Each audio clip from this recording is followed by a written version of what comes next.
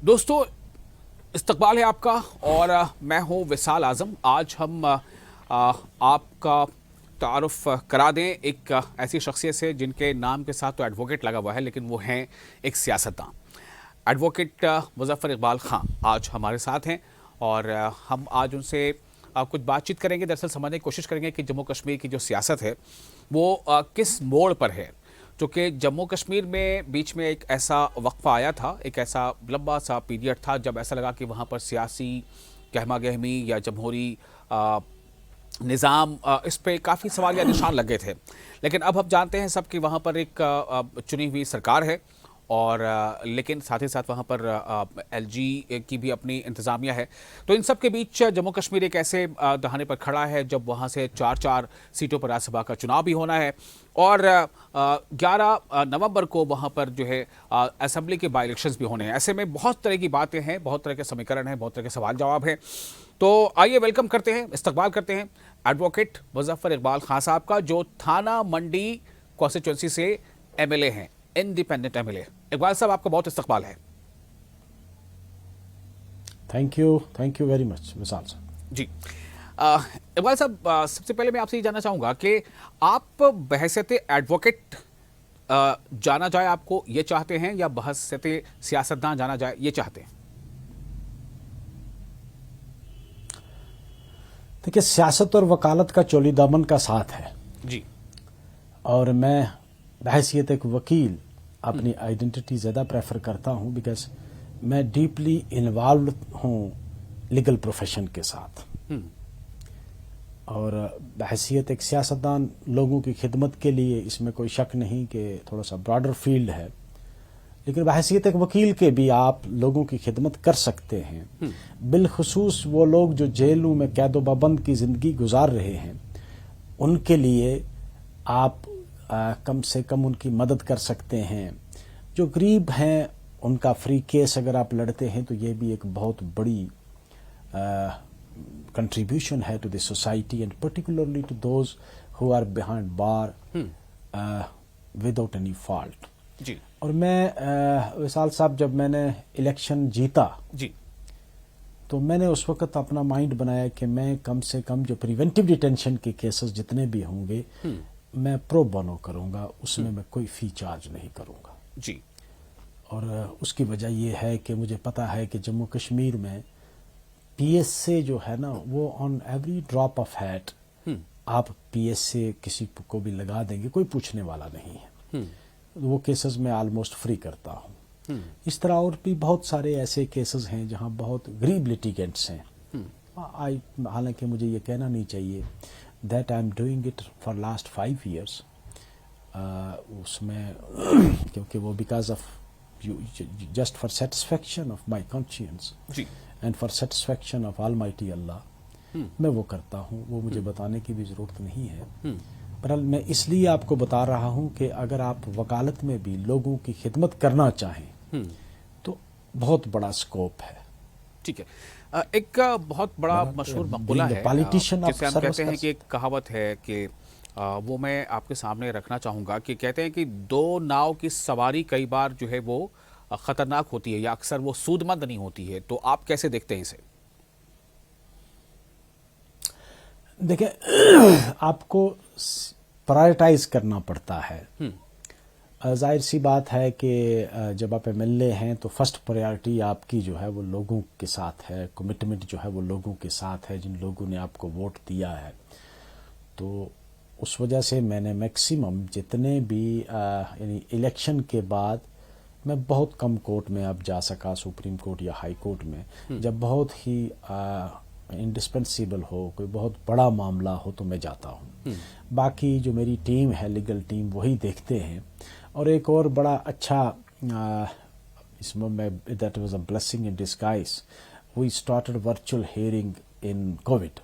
वो कंटिन्यू चल रही है, तो उससे बहुत सारा टाइम भी सेव हो जाता है। मैं लोगों में भी रहकर अपने केसेस को डील कर लेता हूँ थ्रू वर्चुअल मोड। तो उससे मुझे कोई तो मतलब आप इसे 2 नाव की सवारी नहीं मानते? نہیں، دو نو کی سواری تو نہیں ہے، دونوں میں پبلک کی خدمت ہے. میں سچ بتاؤں آپ کو، آپ بحیثیت پالیٹیشین بھی اور بحیثیت ایک وکیل کے بھی آپ لوگوں کی خدمت کرنا چاہیں اگر تو بہت خدمت کر سکتے ہیں. اچھا، ایک سوال ہے یہاں پہ. میں تھوڑا اس سے پہلے کہ میں آؤں ذرا موجودہ سیاسی حالات پر، میں کچھ تھوڑا پرسنل سوالات آپ سے کرنا چاہ رہا ہوں. جو معاشرے میں ایک دونوں ہی ایسے پیشے ہیں، وکالت اور سیاست، جس کو لے کر کے الگ الگ رائے ہے، خاص طور سے ہم مسلم معاشرے کی بات کریں تو اس پہ آپ کیا روشنی ڈالنا چاہیں گے؟ میرے خیال سے آپ میرے سوال کا مطلب سمجھ رہے ہیں کہ وکالت جو بائی پروفیشن اور سیاست بائی پروفیشن، ضرورت تو لوگوں کو پڑتی ہی ہے اس کی، لیکن کئی بار ایسا ہوتا ہے کہ بہت سارے ایسے گارجین ان کے سامنے جب یہ بات رکھی جائے کہ وکالت یا سیاست، تو کہتے ہیں یہ کیا، چھوڑو کچھ اور کرو. اس بارے میں آپ کیا کہنا چاہیں گے؟ خیر، یہ فردن یہ ویری کرتا ہے. کچھ لوگ جو ہیں وہ ایک چھوٹی سی ملازمت کو پسند کریں گے وکالت کو چھوڑ کر، اور کچھ لوگ ہیں جو ججی کو چھوڑ کر وکالت کو پسند کرتے ہیں، جس طرح مجھے بھی. Basically I was bitten by the bug of advocacy right from the student life. میں جب کالج میں تھا تو میں جج بھی تھا، تو میں اگر سیاست میں نہیں بھی آتا میں نے تب بھی وکالت سٹارٹ کرنی تھی. جی. تو یہ it varies from person to person. میں نے کہا نا کہ کچھ لوگ ہائی کورٹ ججی چھوڑ کے وکالت کرتے ہیں. بہت سارے ہمارے سپریم کورٹ میں یا ہائی کورٹ میں بہت سارے ایسے لائرس ہیں جی جو ڈائریکٹ ہائی کورٹ جج بھی ایلیویٹ ہوئے، چھوڑ کر آ کر وکالت کی. کچھ سپریم کورٹ کے اچھے خاصے نامی گرامی وکیل جو تھے وہ جج بنے، کچھ نے ریفیوز کر دیا. تو یہ ہر آدمی کی اپنی پرسپشن ہے. برحال مجھے کوئی پوچھے گا تو میں کہوں گا بھائی میں تو پریفر کروں گا وکالت کو. وکالت بہترین پیشہ ہے. تو مطلب آپ نوجوانوں کو انکریج کریں گے کہ وہ وکالت کی طرف اپنا رخ موڑیں؟ دیکھیں سر، یہ پروفیشن جو ہے نا، پروفیشن کی چوائس جو ہے، it is something which is inveterated, which is in blood. وہ آپ کسی کو کنونس نہیں کر سکتے ہیں کہ آپ وکالت سٹارٹ کریں یا وکالت کی طرف توجہ دیں یا سیاست کے. دیکھیں سیاست میں بھی ہم روز رونا روتے ہیں، اچھا جی سیاست میں بے ایمانی ہے جی، جھوٹ ہے جی، فراڈ ہے جی. ارے جب سچ بولنے والا کوئی آئے گا ہی نہیں سیاست میں، پھر ہم کہتے ہیں جی ان پڑھ لوگ ہیں. بھائی پڑھا لکھا کوئی آئے گا نہیں، دیانتدار کوئی آئے گا نہیں، کوئی ایماندار آدمی سیاست میں آئے گا ہی نہیں، تو ظاہر سی بات ہے پھر اسکانڈرلس رول کریں گے نا. اور جمہوریت میں سب سے بڑی خامی کیا ہے کہ جب آپ انڈیفرنٹ ہو جائیں سسٹم سے کہ یار یہ صرف چوروں کا فیلڈ ہے، تو پھر چور ہی جائیں گے. تو اچھے لوگ سیاست میں جب تک نہیں آئیں گے تب تک یہ سسٹم سدھرنے والا نہیں. یہ ایک ایسا کنواں ہے کہ آپ کو پہلے اس میں کودنا ہے، پھر اس کی صفائی کرنی ہے. اب باہر کھڑے ہو کر اس کنویں کو صاف نہیں کر سکتے ہیں. سیاست کو اگر آپ نیٹ اینڈ کلین چاہتے ہیں، اگر آپ چاہتے ہیں کہ سیاست میں دیانتداری اور ایمانداری سے لوگوں کی خدمت کی جائے، تو اس کے لیے پھر دیانتدار اور ایماندار لوگوں کو سامنے آنا ہے. اب دیانتدار اور ایماندار لوگ اپنے گھروں میں بیٹھ کر صرف تبصرے کریں گے کہ سیاست میں بہت خرابی آ گئی ہے، سیاست میں بہت سوسائٹی میں جو جتنی خرابیاں تھیں وہ سیاست میں آ گئی ہیں. کمیونلزم پہ سیاست چلنا شروع ہو گئی، کرپشن ہو گئی، ہارس ٹریڈنگ ہو گئی. تو یہ چیزیں سب جو ہیں یہ آپ اگر باہر سے ڈسکس کریں گے بیٹھ کر تو اس میں صفائی نہیں آ سکتی. صفائی تو تب ہوگی کہ جب آپ خود گھسو گے اس میں. بالکل صفائی تو ہوگی جب خود آپ اس پہ جائیں، اس کے اندر جائیں اور اس میں جا کر کے آپ جو ہے ایک بہترین مثال پیش کریں. اور چلیے ٹھیک ہے، میں بس آپ کے اس میں آپ کی آراء لینا چاہ رہا تھا. تو وکالت ہو یا سیاست دونوں ایک پروفیشن ہے، اس سے آپ انسانی خدمت کو انجام دے سکتے ہیں، آپ اسے صاف و شفاف بنانے میں اپنی مدد بھی کر سکتے ہیں. بہرحال آگے تھوڑا بڑھتے ہیں. آپ نے وکالت کے ساتھ ساتھ سیاست شروع کی. سیاست میں آپ نے جو تھانہ منڈی سیٹ پر آپ نے جو چناؤ جیتا ہے وہ کافی اچھے پرسنٹیج سے جیتا ہے. آپ کے جو مد مقابل تھے بی جے پی کے، ان کو آپ نے شکست دی. میں جاننا چاہتا ہوں کہ یہ تھوڑا سا اس کے بارے میں ہمیں بہت اختصار میں بتائیں کہ وہ مقابلہ یا وہ چناؤ، اس کی پوری سیاست کس طرح سے تھی، کیسے آپ جیت پائے، چونکہ آپ کسی پارٹی سے کے بینر سے نہیں تھے، آپ انڈیپینڈنٹ تھے.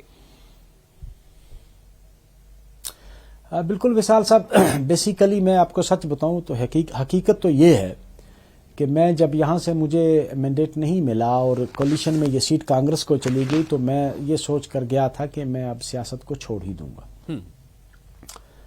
बहरहाल जब मैं राजौरी अपने घर में पहुंचा तो बहुत सारे लोग इकट्ठे हो गए और लोगों ने कहा नहीं आप नहीं जा सकते, आप हमें छोड़ के नहीं जा सकते, आपको इलेक्शन लड़ना है।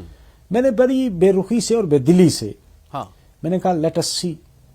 लेकिन जब मैं चलना शुरू हुआ कैंपेन पे तो लोग मतलब कतार दर कतार लोग जुड़ना शुरू हो गए और इमोशनल तरीके से मेरे साथ हो गए कि हमें एक दयानतदार अब लोगों की एक मेरे लिए एक परसेप्शन थी कि ये बहुत ऑनेस्ट है। मेरे फादर साहब भी एमएलए रहे तो वो भी मोस्ट ऑनेस्ट एमएलए यहाँ के रहे हैं।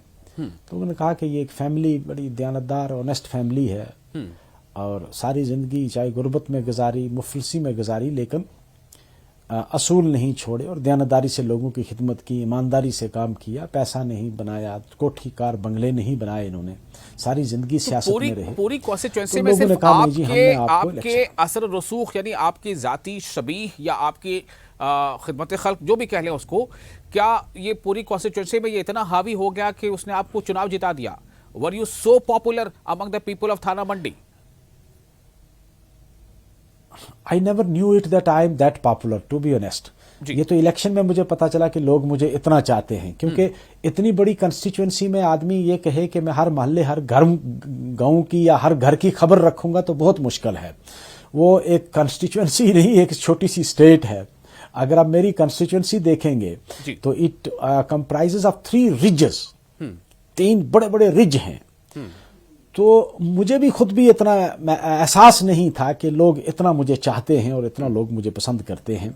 ये तो मुझे इलेक्शन में जब मैं लोगों के पास पहुंचा, और मैं हकीकत ये बताऊं कि मैं सब लोगों के पास पहुंच भी नहीं पाया। कुछ लोगों ने तो ऐसे ही वोट दे दिया कि अच्छा भाई एक अच्छा इंसान है, गरीब परवर है, तो मैं उनको ना, वो मुझे कभी उन्होंने देखा ना मैंने उनको देखा। दूर दराज के जो लोग थे, ना मैं उनसे मिल सका ना मैं उनसे वोट मांग सका, लेकिन उन्होंने फिर भी मुझे वोट दिया। इसलिए दिया कि उन्होंने किसी से सुना था कि अच्छा भाई एक बड़ा गरीब परवर भी है और दयानतदार भी है जी। तो ये मुझे खुद भी एहसास नहीं था। मैं आप झूठ क्यों बोलूं कि मुझे तो पहले से इसका मतलब ये है कि कहीं ना कहीं आप चूंकि इससे पहले आपकी पहचान एक तर्जुमान नेशनल कॉन्फ्रेंस के तौर पर थी, तो क्या उस नेशनल कॉन्फ्रेंस के तर्जुमान होने के नाते वो पहचान आपके काम आ गई? सर वो भी मैं बताऊं आपको, दैट वाज प्योरली पर्सनल, क्योंकि नेशनल कॉन्फ्रेंस तो सपोर्ट कर रही थी कांग्रेस की, और नेशनल कॉन्फ्रेंस की पूरी तंजीम जो थी वो तो कोलिशन कैंडिडेट के साथ थी जी। तो मुझे नहीं लगता है कि मुझे उससे कोई फर्क पड़ा, बल्कि मैंने तो जाहिर सी बात है लोगों ने नाराजगी नेशनल कॉन्फ्रेंस से नाराजगी का भी इजहार किया कि आपने मैंडेट क्यों नहीं दिया इसको। वो एक गुस्सा भी था लोगों को, और उस गुस्से के रिएक्शन में लोगों ने ज्यादा मेहनत की। लेकिन आप ये कहो कि मुझे कोई नेशनल कॉन्फ्रेंस ने, ईमानन मुझे नेशनल कॉन्फ्रेंस ने कभी सपोर्ट नहीं किया। आपने सेकंड पोजीशन पे जो रहे वो हैं मोहम्मद इकबाल मलिक, जिन्हें 29% वोट मिले, आपको वोट मिले थे तकरीबन 36%। तो उनसे कितना आपको खतरा महसूस हो रहा था नतीजे से पहले?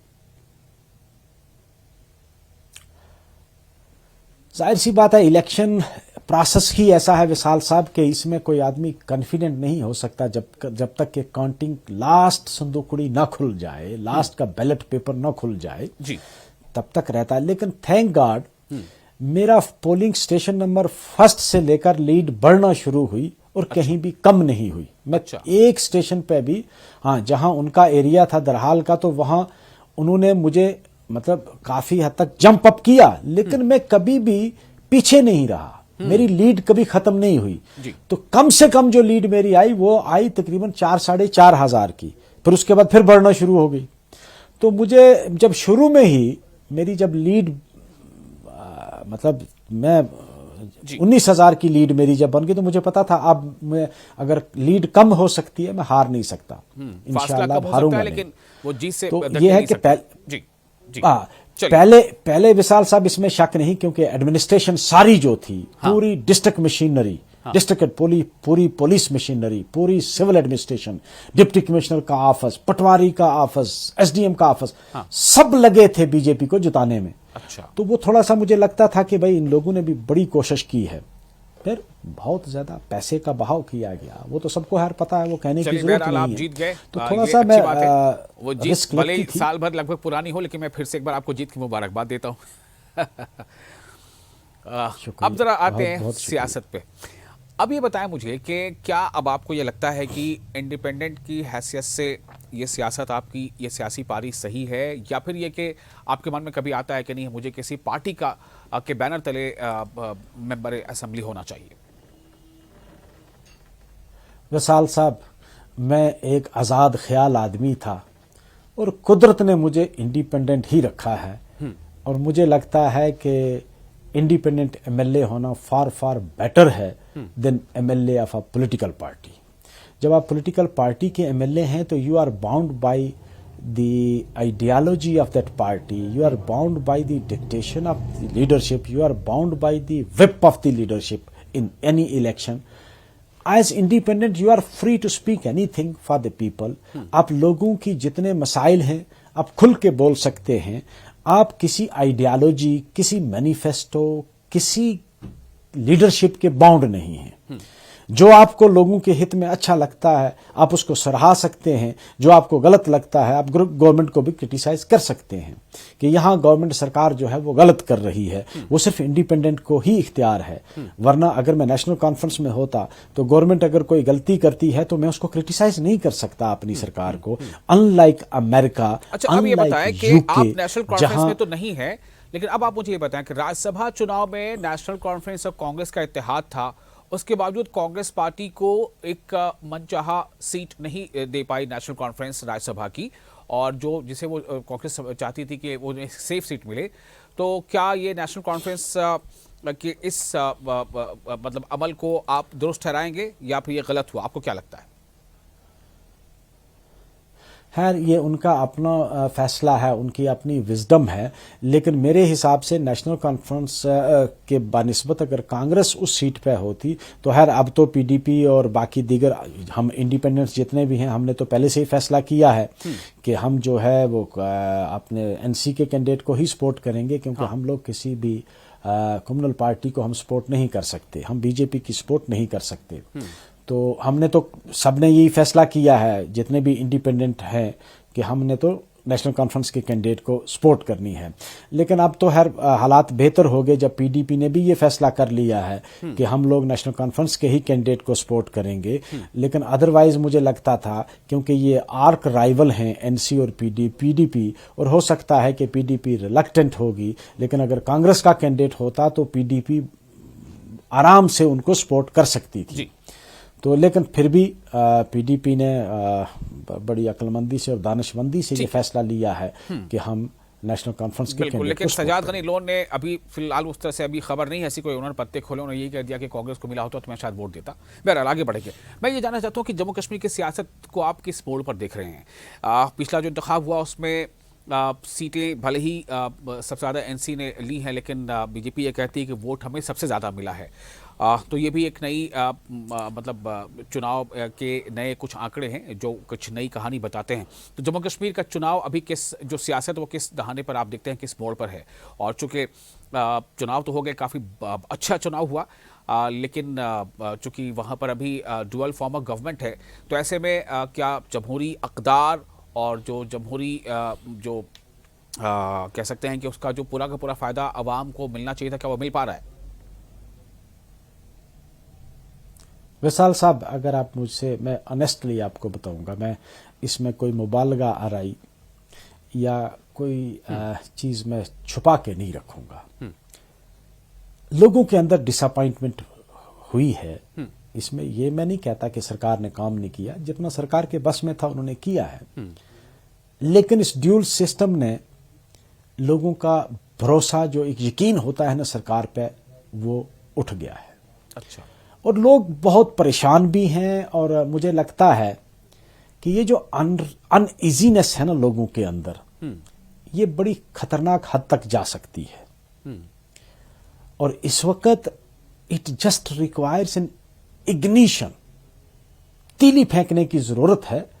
یہ جنگل میں آگ کی طرح پھیل جائے گی ناراضگی, جس طرح لداخ میں ہوا. اور لوگ شاید میرے خیال سے پہلے بڑے پر امید تھے کہ جو پچھلا سیشن پارلیمنٹ کا ہوا اس میں ہم کو اسٹیٹ ہوڈ واپس ملے گی. جب نہیں ملی تو بڑی مایوسی ہوئی لوگوں کو، عام لوگوں کو. پولیٹیکل پارٹیوں کا تو مجھے پتہ نہیں. میں because I am a man from the grass root level, میں لوگوں کے ساتھ جڑا ہوا آدمی ہوں اور میں لوگوں کی پلس کو پہچان سکتا ہوں. ایک بڑی خطرناک قسم کی انریسٹ جو لوگوں میں بریو اپ ہو رہی تھی، اور جب لداخ میں یہ پروٹیسٹ شروع ہوا تو مجھے یہ لگا کہ کہیں ایسا یہاں بھی نہ ہو جائے. پہلے بھی ایک انریسٹ اپرائزنگ ہونے کا خطرہ تھا، لیکن جنگ کی وجہ سے وہ سارا کچھ ٹل گیا. جب میں نے سگنیچر کمپین سٹارٹ کی، تو آپ کہہ رہے ہیں کہ ٹل گیا، اس کا مطلب کہ کچھ ابھی بھی آپ دیکھ پا رہے ہیں وہ خطرہ جو تھا وہ صرف ٹلا ہے، وہ خطرہ ختم نہیں ہوا ابھی ہے، اس کا سدباب نہیں ٹلا ہے، خطرہ ختم نہیں ہوا. شاید لوگ، مجھے لگتا ہے کہ ایک سیشن کا انتظار کر رہے ہیں، سردیوں والا جو ونٹر سیشن ہوگا. اگر اس میں نہیں ہوگا تو مجھے لگتا ہے کہ you will see entire Jammu, Poonch, Rajouri, Doda, Bhaderwah, Kishtwar and entire valley up in arms against the central government, جو مجھے لگتا ہے. لوگوں کو بہت غصہ ہے. آپ یہ جو آپ انریسٹ دیکھ رہے ہیں، یہ انریسٹ پورے دونوں ڈویژن میں، جموں اور کشمیر دونوں ڈویژن میں، یا کسی ایک میں؟ دونوں ڈویژن میں.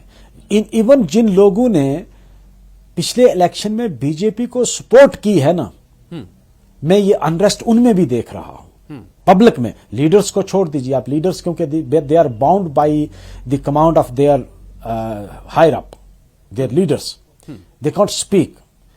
میں لوگوں کی بات کرتا ہوں جو ووٹر ہے، وہ ووٹر جس نے بی جے پی کو بھی ووٹ دیا تھا پچھلی بار، میں اس کے اندر بھی ایک انریسٹ دیکھ رہا ہوں.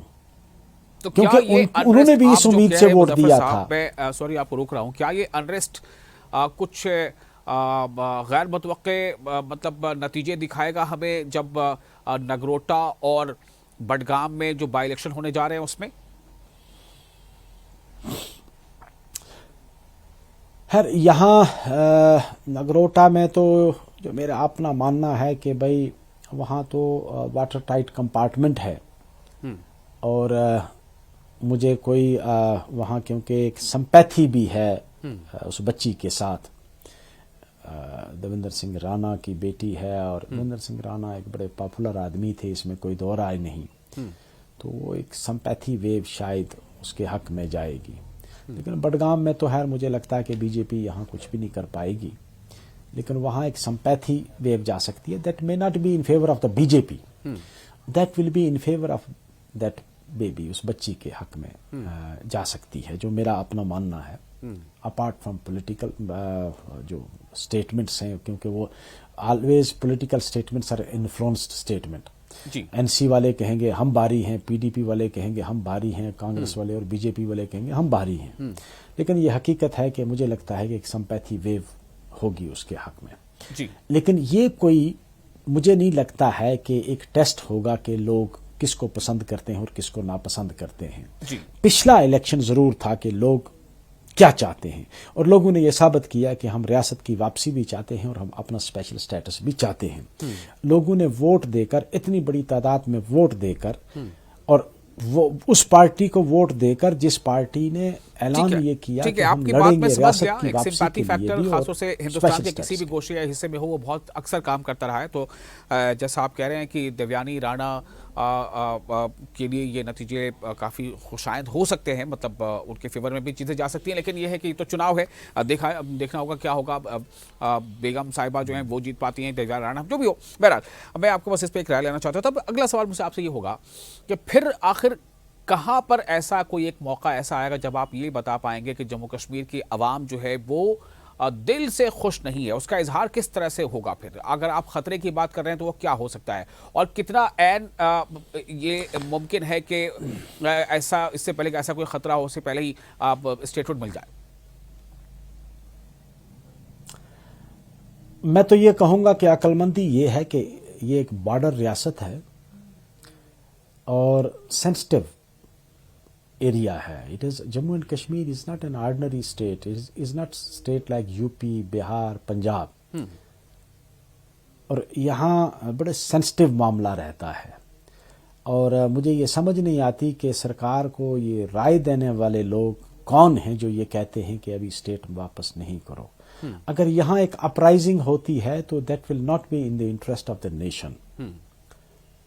اگر یہاں کوئی ایسی موومنٹ شروع ہو جاتی ہے which may take an ugly turn, so that will not be in the interest of the nation. اس سے پہلے کہ یہ جو ایک انریسٹ ہے لوگوں میں انڈرنیتھ دی ارتھ وچ از سمرنگ انڈرنیتھ, یہ کہیں لاوا بن کے نہ پھٹ جائے اور لداخ والی حالت نہ ہو جائے. وہ لداخ اس کی وضاحت کریں آپ, لاوا بن کے پھٹ جائے مطلب کیا ہو سکتا ہے؟ مطلب اس کا چونکہ کئی بار ایسا ہوتا ہے نا کہ ہمیں جب اندازہ ہوتا ہے کہ بھائی اس طرح کا نقصان ہونا, اس کی ہم کوشش کرتے ہیں کہ وہ نہ ہو, تو کیا ہو سکتا ہے مطلب اس میں یہ, اور کہاں کہاں ہو سکتا ہے؟ میں نے بار بار پھر پوچھا کہ کیا جموں اور کشمیر دونوں ڈویژن میں؟ جموں میں بھی یہ ایک چیز میری یاد رکھنا, یہ موومنٹ جب بھی سٹارٹ ہوگی یہ جموں پروونس سے ہوگی.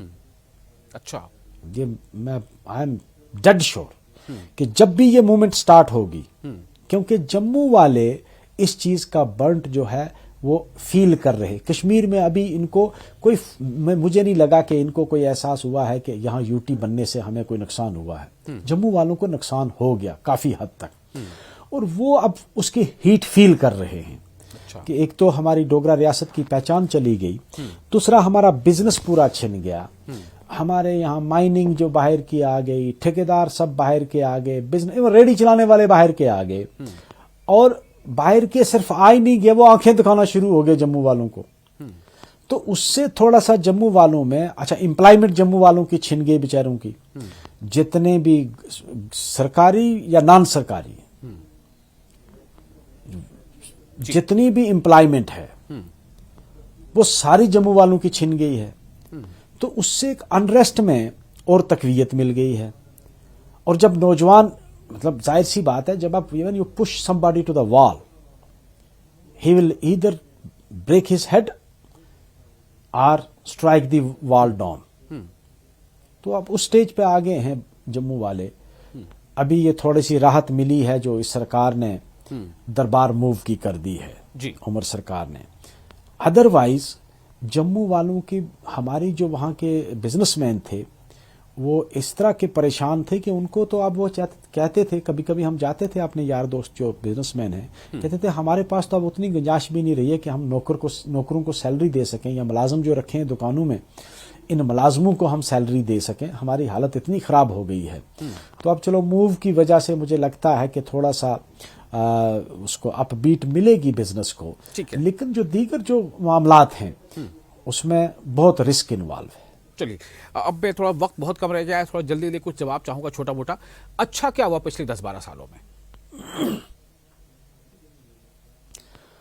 مجھے تو نہیں لگتا ہے کہ 5 اگست 2019 کے بعد کچھ اچھا ہوا ہے. برے بہت کچھ ہوئے ہیں, برا تو بہت کچھ ہوا ہے, اچھا کچھ نہیں ہوا ابھی تک جو میں آپ کو بتا سکوں کہ یہ کوئی اچھا کام ہوا ہے.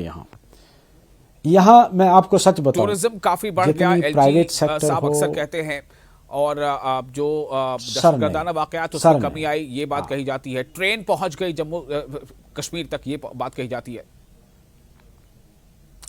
ٹرین تو بہت پہلے پہنچی تھی سر, ٹرین 2019 کے بعد نہیں پہنچی, وہ اس سے پہلے پہنچی تھی. ایک دوسری بات, یہاں یہ جو ایک آپ بتا رہے ہوں گے شاید یہ کٹرا ٹو بارامولہ, یہ بیچ میں ایک پیچ کا کام چل رہا تھا ٹنل کا, یہ تو پچھلے 15-20 سالوں سے چل رہا ہے پروجیکٹ جو ہے. تو جب وہ ٹنل کمپلیٹ ہو گیا تو ٹرین نے تو پہنچنا ہی پہنچنا تھا, وہ کوئی نئی بات نہیں ہے. رہا سوال آپ نے جو کہا کہ دہشت گردی کے واقعات میں کمی آئی, تو یہ کمی کوئی ان پچھلے 5 سالوں میں نہیں آئی سر. آپ ریکارڈ اٹھا کے دیکھیے, بتدریج کمی آ رہی ہے. 2002 کے بعد اس کا گراف گرتا گیا اور لگاتار گرتا گیا, کبھی بھی یہ گراف اوپر نہیں اٹھا. اور آج کی ڈیٹ میں ابھی بھی اکا دکا جو واقع ہو رہے ہیں, ہو سکتا ہے 4-5 سالوں کے بعد یہ بھی نہیں ہوں گے. لیکن یہ کوئی آپ یہ کہو گے کہ بھائی اسٹیٹ ہوڈ ختم ہونے سے دہشت گردی پہ کنٹرول آیا ہے, تو سراسر غلط, جھوٹ ہے وہ. یہ بتدریج لگاتار آپ دیکھیں گے ان سکسیشن, پچھلے سال سے اس سال کم ہوئی, اس سال سے اگلے سال اور کم ہوگی, یہ بتدریج کمی آ رہی ہے. ٹھیک ہے. اور جہاں تک رہا ایک ٹورزم سوال کا اور لینا سوال، چاہوں گا یہاں پہ میں ٹورزم آپ کے لیے، ٹھیک ہے وہ تو کلیئر ہو گیا، سمجھ آ گئی بات جو آپ بتا رہے ہیں کہ نیشنل کانفرنس کی طرف سے کئی بار اس طرح کی باتیں آتی رہی ہیں کہ اگر مطلب کسی اور پارٹی کی سرکار بنے تب یہاں پر اسٹیٹہوڈ آئے، تو پھر اگر ایسا ہے تو پھر میں اپنی سرکار سے ہٹ جاؤں گا، کچھ اس طرح کی باتیں. مطلب میں یہ جاننا چاہتا ہوں کہ آپ کو لگتا ہے کہ یہ سرکار اپنا ٹرم پورا کرے گی اگر اسٹیٹہوڈ نہیں مل پاتا ہے تب تک؟ اگر خیر یہ تو سرکار والوں کو ہی پتا ہوگا، ہم تو سپورٹ کر رہے ہیں، ہم تو گورنمنٹ میں ہیں نہیں، لیکن کیوں نہیں پورا کرے گی اپنا ٹائم؟ جب لوگوں نے چنا ہے ان کو میرے خیال میں لڑائی لڑنی چاہیے. لوگوں کی کہیں نہ کہیں یہ امید بھی تھی کہ چونکہ وعدہ کیا گیا تھا تو وعدے میں یہ بھی تھا کہ ہم 370 واپس لائیں گے، ہم اسٹیٹہوڈ بحال کرائیں گے. بھئی آپ کے ہاتھ پوری طرح سے نہیں تھا تو پھر، اور آپ کوشش کرتے دکھ بھی نہیں رہے ہیں. کانگریس پارٹی زیادہ دکھ رہی ہے کہ بھوک ہڑتال کر رہی ہے، کیمپین چلا رہی ہے، بہت کچھ کر رہی ہے، لیکن این سی اس طرح سے دکھ نہیں رہی ہے کہ وہ دکھائے کہ وہ کیسے کیا کرے کہ اسٹیٹہوڈ واپس لائے. اور دوسرے آپ نے بھی اس بات کو بھی مانا اپنی بات چیت میں کہ بہت ساری چیزیں سرکار سے جو امیدیں تھیں اتنی پوری کی پوری وہ نہیں ہو پائی ہیں، کچھ مایوسی ہے لوگوں میں. بالکل وصال صاحب، یہ بات آپ نے بالکل درست فرمائی.